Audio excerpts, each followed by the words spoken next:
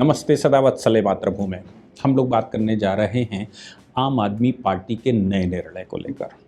और आम आदमी पार्टी ने राघव चड्ढा को लेकर जो निर्णय लिया है वो स्वाति मालीवाल से भी खतरनाक है। स्वाति मालीवाल से इसलिए खतरनाक है क्योंकि स्वाति मालीवाल के विषय में हम सबको मालूम है कि उनको कितना मारा गया था। मुख्यमंत्री आवास में मारा गया था, फिर उनको फेंक दिया गया था। उसके बाद स्वीकार किया पार्टी ने कि भाई ये अरविंद केजरीवाल के यहाँ हुआ। फिर बाद में पार्टी ने यू टर्न मारा। अरविंद केजरीवाल तब भी नहीं बोल रहे थे, लेकिन स्वाति मालीवाल ने जब विरोधी स्वर अपनाए तो उसके बाद स्वाति मालीवाल से मिलने संजय सिंह गए थे। उसके बाद संजय सिंह ने कहा बात हो गई है, ये हो गया वो हो गया, लेकिन स्वाति मालीवाल ने प्रहार बंद नहीं किए। उन्होंने कहा ये मेरे सम्मान की बात है, अरविंद केजरीवाल को मैंने उठाकर खड़ा किया है, इसलिए अरविंद केजरीवाल के डे वन से हम साथी हैं, हमने कोई ऐसा अपराध नहीं किया। स्वाति मालीवाल राज्यसभा की सांसद थी। राज्यसभा की सांसद होने के नाते आम आदमी पार्टी ने यह कहा कि स्वाति मालीवाल अब राज्यसभा की सांसद नहीं रहेंगी। स्वाति मालीवाल का आरोप था कि उनसे इस्तीफा मांगा गया था। स्वाति मालीवाल ने इस्तीफा देने से मना कर दिया था। अब चूंकि स्वाति मालीवाल ने इस्तीफा देने से मना कर दिया था, इसलिए आम आदमी पार्टी छटपटा के रह गई। छटपटा के क्यों रह गई?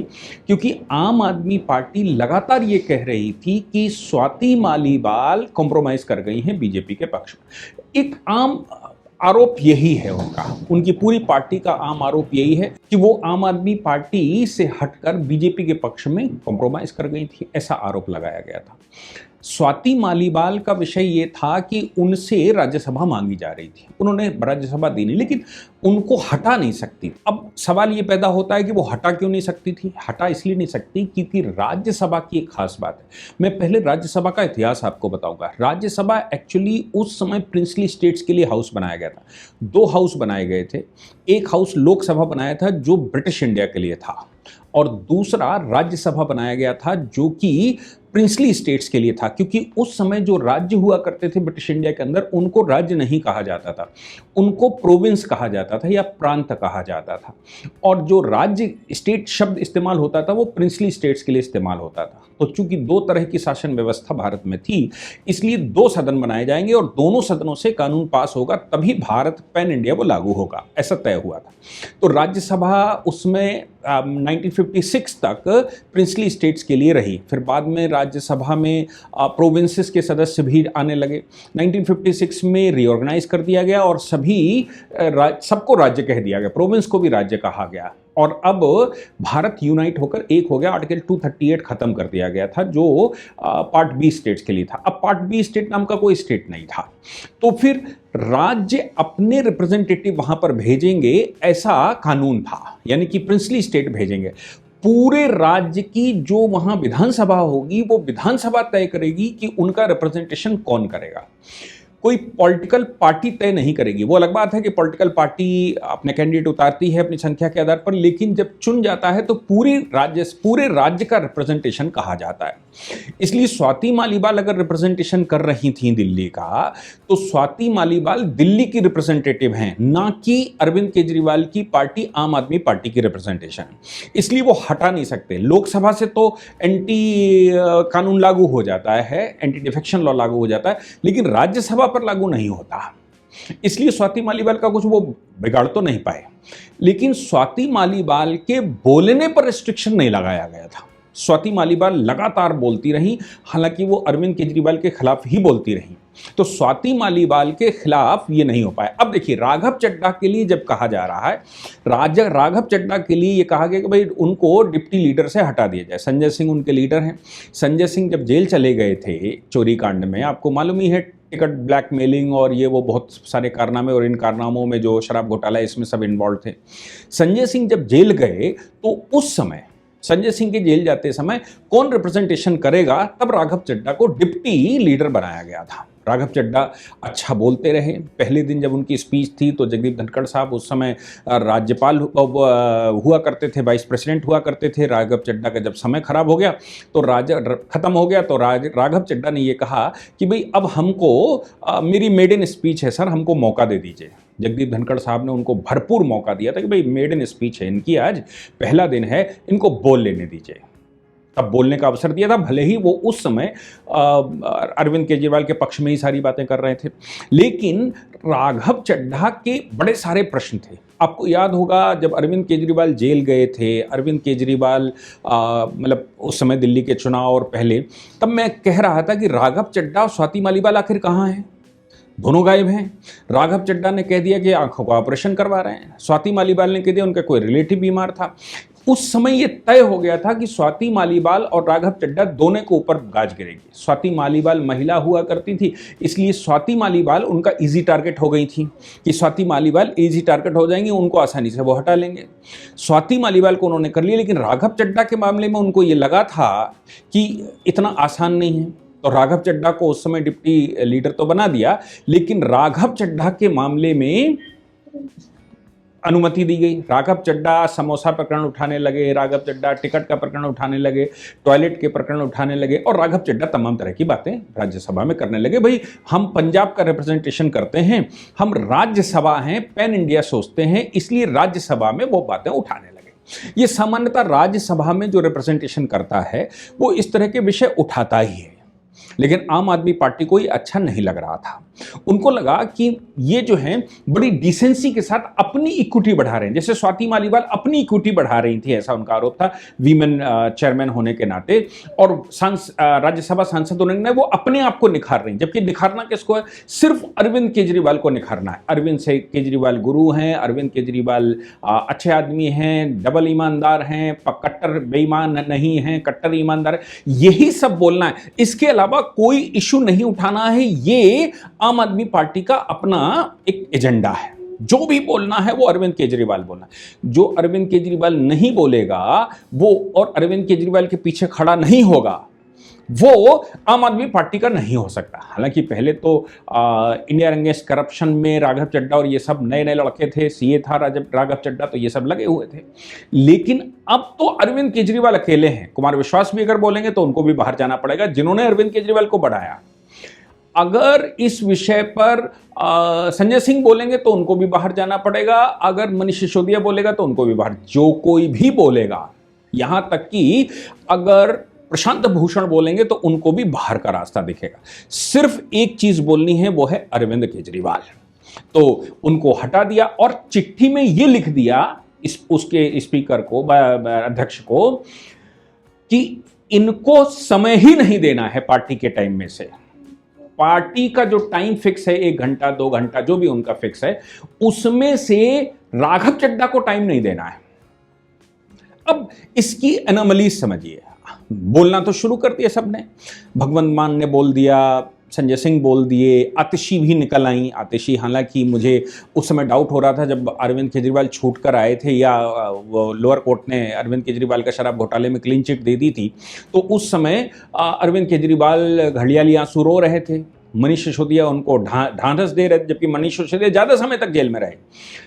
आतिशी पीछे मुझे दिखाई नहीं दी थी, तब मुझे लगा था कि आतिशी का भी कुछ हाल बुरा है। और ये तो हम सबको मालूम है कि वो नायर के मामले में अरविंद केजरीवाल ने सौरभ भारद्वाज और आतिशी का नाम कोर्ट में ले लिया था कि भाई वो इनको कॉन्ट्रैक्ट करते थे, मुझे नहीं करते थे। तब दोनों ही रोए थे। आतिशी उस समय समझ नहीं पाई थी। हालांकि आतिशी को जब बाद में कमान दी गई तो आतिशी समझ गई थी कि अरविंद केजरीवाल का नाम लिए बगैर यहाँ कुछ चलने वाला नहीं है, तो आतिशी सुधर गई थी उस समय। लेकिन अभी जो सवाल है वो बड़ा खतरनाक है। ये है कि उनको क्या राघव चड्ढा अब बिल्कुल साइलेंट हो जाएंगे?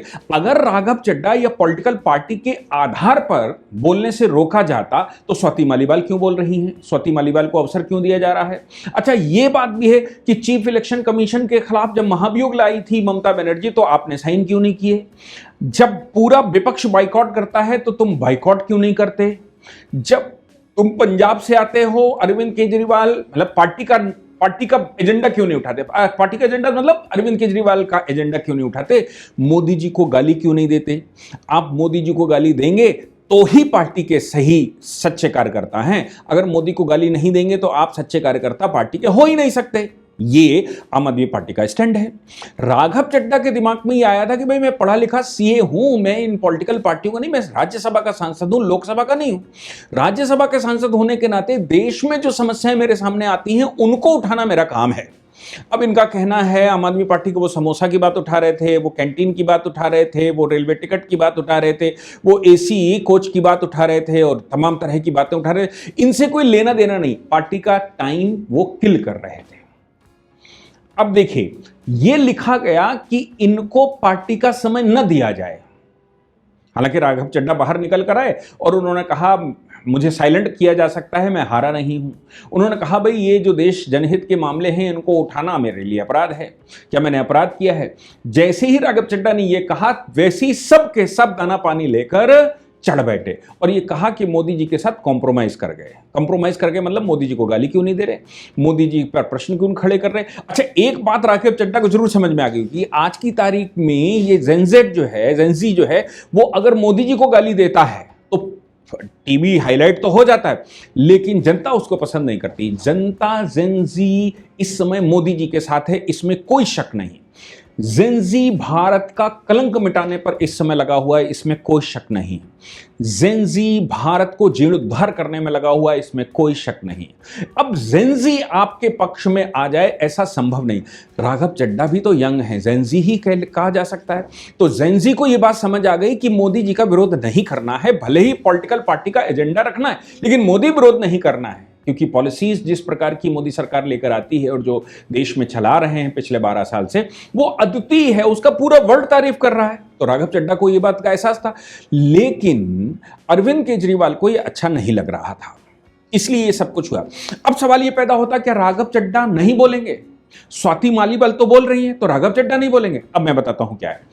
उन्होंने कहा, लिखा कि मेरी पार्टी का जो टाइम है, पार्टी का टाइम रेशियो के अनुसार होता है। रेशियो के अनुसार मतलब जितने आपके सांसद हैं, जैसे 250 सांसदों की मैं बात करता हूं और अगर 25 घंटे दिए गए हैं तो 250 सांसदों का मतलब है कि हर 1 घंटा, 25 घंटे अगर दिए गए हैं तो 25 घंटे में 1 घंटा उस पॉलिटिकल पार्टी के 10 लोगों को दिया जाएगा, तब वो चलेगा। अगर 25 घंटे का मामला है और 250 सांसद हैं उसमें, तो 10 लोगों की पार्टी को या 10 लोगों के हिसाब से 1 घंटा दिया जाएगा। अगर आपकी पार्टी के 20 सांसद हैं तो आपको 2 घंटा दिया जाएगा, 10 हैं तो 1 घंटा दी। अब 1 घंटे में लीडर तय करता है कि कौन बोलेगा कौन नहीं बोलेगा। हमारी पार्टी की तरफ से, पार्टी की तरफ से 10 लोग बोले हैं 10 मिनट, 6 मिनट, या फिर 2 लोग बोले या 3 लोग बोले, ये सब तय करना होता है। पॉलिटिकल पार्टी टाइम देती है।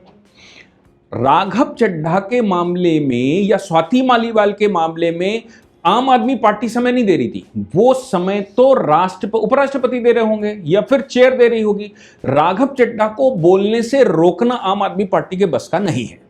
राघव चड्ढा को अगर कोई रोक सकता है अब, तो वो मतलब कोई रोक सकता है तो वो चेयरमैन रोक सकता है। चेयरमैन अगर बाकी समय में से जैसे स्वाति मालीवाल को समय देता है, वैसे अगर राघव चड्ढा को समय देता है, तो आम आदमी पार्टी को धोने के लिए राघव चड्ढा सफिशिएंट है। क्योंकि राघव चड्ढा वो अंदरूनी गहरे राज जानते हैं जो स्वाति मालीवाल भी नहीं जानती थी। इसलिए राघव चड्ढा को इतने दिन ऑब्लाइज किया गया था, क्योंकि राघव चड्ढा चार्टर्ड अकाउंटेंट है। ये पार्टी का जितना करप्शन का पूरा खेल है, उस पूरे खेल में राघव चड्ढा एक बड़े प्लेयर रहे होंगे। क्यों? क्योंकि चार्टर्ड अकाउंटेंट ने ही सारे रास्ते बताए होंगे कि भाई कैसे ये करप्शन का मामला, पैसा कहां से कहां सेटल करना है। और इंडिया ने अगेंस्ट करप्शन या जो इनकी फाउंडेशनों पर रजिस्टर होने से पहले ही करोड़ों रुपया आया था, वो राघव चड्ढा ने ही सब सेटल किया होगा। इसलिए राघव चड्ढा को पहले इजी टारगेट नहीं बनाया गया। अब उनको लगता है कि अब सब क्लियर हो गया है, अब राघव चड्ढा कर सकते हैं। लेकिन राघव चड्ढा के मामले में मैं बता रहा हूं कि वो पार्टी के करप्शन का एक एक मामला जानता है। अगर चेयरमैन उसको समय देते हैं अपने समय में से, जैसे स्वाति मालीवाल को देते हैं, तो आम आदमी पार्टी बोलने से रोक नहीं सकती। इतना ही कहा जा सकता है आम आदमी पार्टी की तरफ से कि भाई वो बीजेपी के हो गए हैं, वो बीजेपी ज्वाइन करेंगे, बीजेपी में कॉम्प्रोमाइज कर गए, उनकी तरफ से कुछ माल ले लिया। ये जो सामान्य एलिगेशन होते हैं वो एलिगेशन लगाएंगे। हालांकि अभी तक मुझे नहीं लगता कि राघव चड्ढा ने भारतीय जनता पार्टी के पक्ष में कोई बात कही होगी, लेकिन इनका कहना है वो सॉफ्ट बोलने लगे थे, मतलब एक पढ़े लिखे आदमी की तरह बोलने लगे थे। अब पढ़े लिखे आदमी की तरह बोलना अरविंद केजरीवाल को गवारा नहीं है, वो आपको बोलना है, फंसना भी आप ही को है। करप्शन पार्टी के लोग करेंगे और करप्शन पार्टी के लोग करके देंगे अरविंद केजरीवाल को, और अरविंद केजरीवाल कहीं साइन नहीं करेंगे, अरविंद केजरीवाल कहीं फंसेंगे नहीं। ये अरविंद केजरीवाल की पॉलिसी है। जो राघव चड्ढा उस पॉलिसी को, मतलब उस पॉलिसी पर चल नहीं सकते, जैसे कुमार विश्वास नहीं चल सकते थे। इसलिए अब राघव चड्ढा को अगर चेयरमैन समय देते हैं तो मैं समझता हूं स्वाति मालीवाल से ज्यादा खतरनाक राघव चड्ढा राज्यसभा में होंगे। राज्यसभा की सीट से तो नहीं हटा सकती आम आदमी पार्टी, क्योंकि राज्यसभा किसी पॉलिटिकल पार्टी का रिप्रेजेंटेशन नहीं है। राज्यसभा राज्य का रिप्रेजेंटेशन है, और राज्य का रिप्रेजेंटेशन तभी हो सकता है जब वो व्यक्ति खुद रिजाइन करे, या उसकी मृत्यु हो जाए, या कहीं और सेटल हो जाए और रिजाइन कर जाए, तो फिर नए सिरे से बाकी समय के लिए चुनाव हो सकता है। लेकिन वैसे नहीं हो सकता, ना पॉलिटिकल पार्टी कुछ बिगाड़ सकती। जो मैक्सिमम कर सकती थी अरविंद केजरीवाल की पार्टी, उसने राघव चड्ढा के साथ कर लिया। लेकिन चेयरमैन अगर समय देंगे तो ये निश्चित है कि राघव चड्ढा वो ब्रह्मास्त्र हो सकते हैं जो अरविंद केजरीवाल के लिए बहुत ज्यादा घातक हो सकते हैं, जितना घातक स्वाति मालीवाल नहीं हो सकती थी। आगे जो होगा उस पर हम लोग चर्चा करेंगे। अभी तक मुझे जो सूचना मिली है, जो मुझे लगा, उस पर हमने चर्चा की। जय हिंद, जय भारत, वंदे मातरम।